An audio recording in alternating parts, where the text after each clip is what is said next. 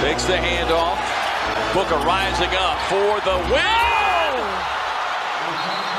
1.7 left, and Booker goes boom. Welcome back to your Valley Sports Plugs Phoenix Suns recap for November 15th through November 26th, 2023. I'm Chris Patrick. That's Michael Benjamin, and we're here to break it all down for you.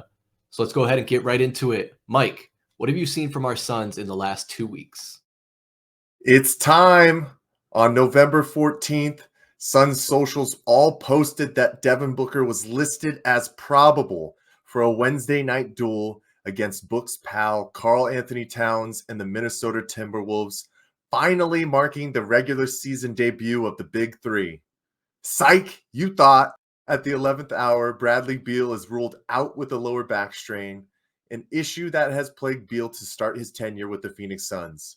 Still, the new enthusiasm with Booker back in the lineup was all the Suns needed, as both Durant and Booker dropped 31 points, and the Suns dominated this one, leading by 22 at halftime and shooting 55% from deep. This was also an emotional game for Minnesota, coming only one night after the big scuffle against Golden State and Draymond's choke heard round the NBA world on Rudy Gobert.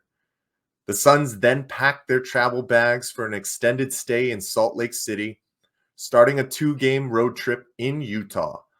We were wondering what would come of Bradley Beal, and like clockwork, the Suns posted that he would be shut down and reevaluated after 3 weeks, so the party was put on pause. But the Suns refocused in a big way for a win or you're out in-season tournament game. And it was a fight to the finish. Booker powered a 16-4 run, bridging the third and fourth quarter that gave the Suns a lead that they would never relinquish. But the dagger really came with 18 seconds left as KD dropped his sixth three of the game. It was the same city, different basketball court as the Suns stay in Utah to take on the Jazz once again, the only difference being this wasn't an in-season tournament game. Regulation wasn't enough time to decide this one. It took 2 overtime periods. After the game, head coach Frank Vogel said, "We welcome overtime because we feel like we're a team that should win those games." And they did. Kevin Durant blocked Lauri Markkanen's shot at the end of the second overtime, called a foul on the shot, but after quite a lengthy review, it was ruled a clean block, and the Suns win. Next, we would come back home to take on the Portland Trail Blazers, the return of DeAndre Ayton to Phoenix. He started the game hot, but turned it into a classic DA night against his old team. He was met with a mixture of cheers and boos to start this one, but the Suns were in control the entire way and cruised to the 13-point victory.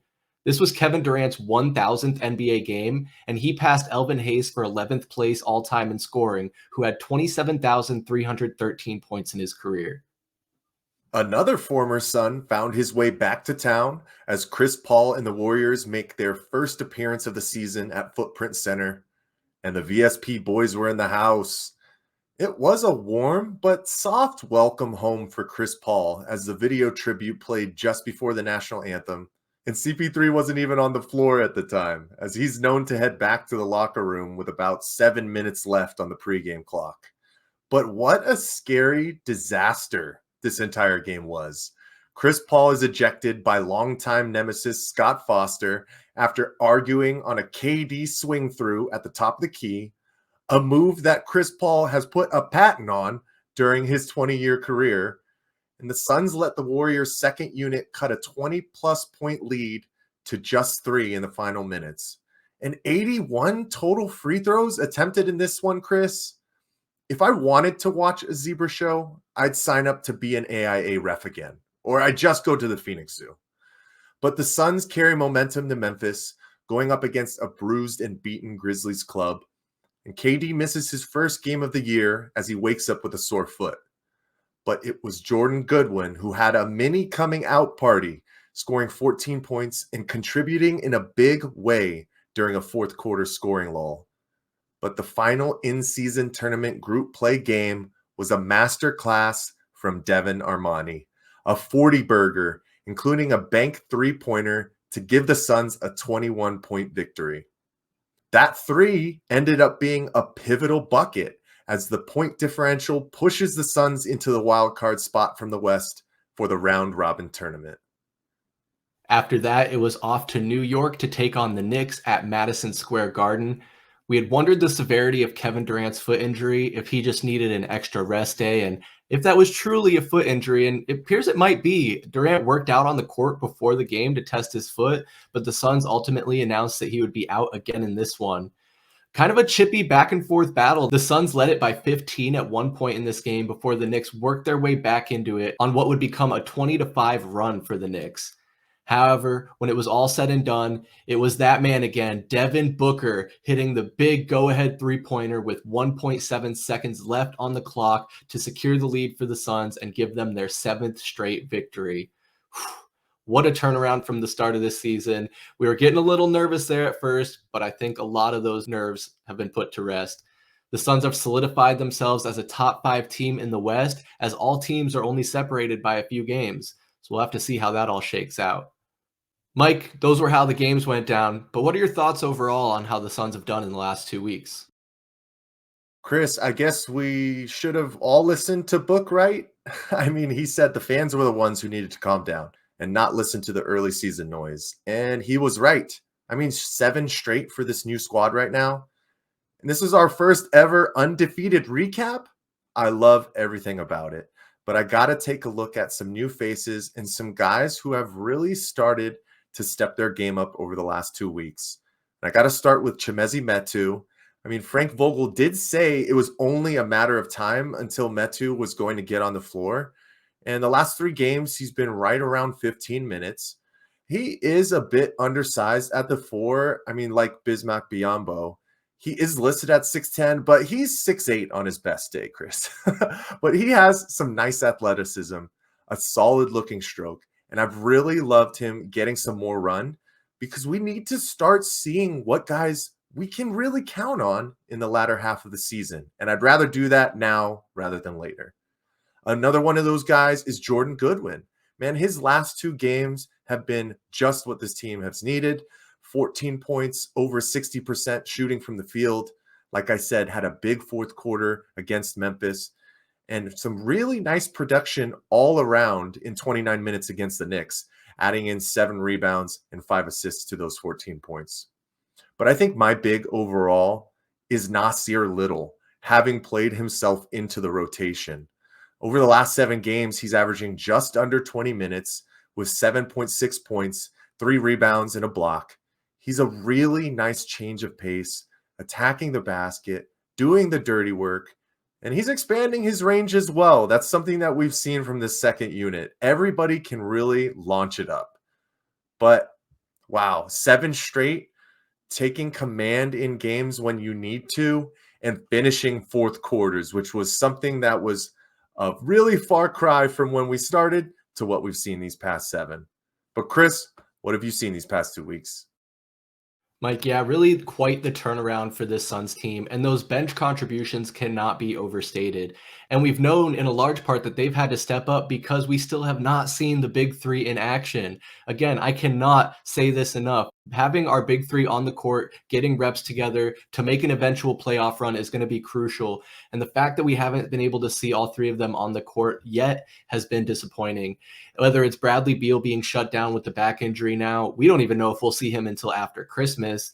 Kevin Durant's now missed 2 straight, and there's really not a whole lot of news coming out about the severity of what's going on with him or when he'll be back. But Devin Booker's been able to hold the fort down.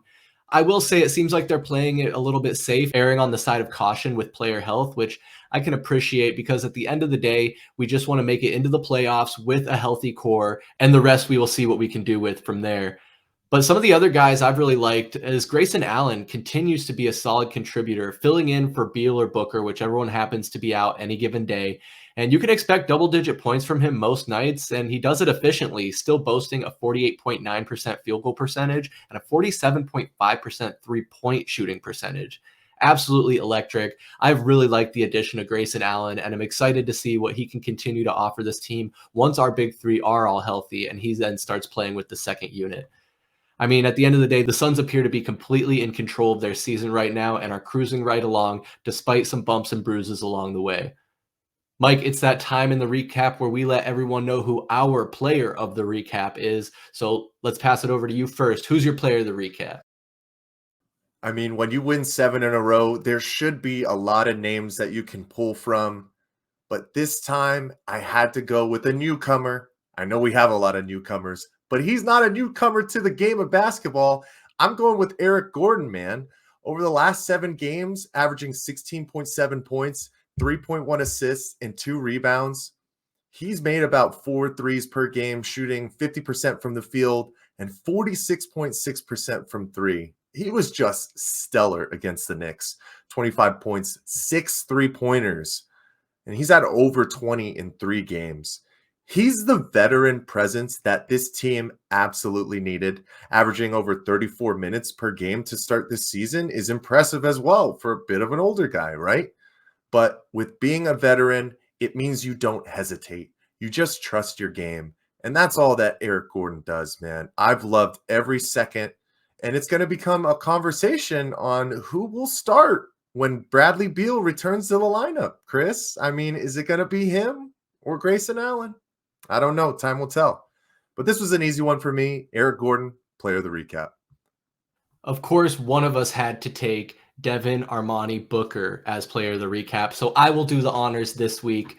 My goodness, how could it not be him? In the last 2 weeks, averaging just under 29 points per game, 8.5 assists, and 5 rebounds. Just absolutely killing it out there on the court. He was actually named Western Conference Player of the Week just this last week.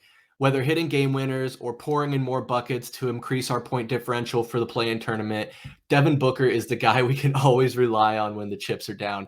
Even without a KD and a Bradley Beal in the starting lineup, he is that dude. And if you had any doubt, this is Devin Booker's team. A surefire all-star bid, and we're starting to hear some MVP rumblings, especially if he keeps this up.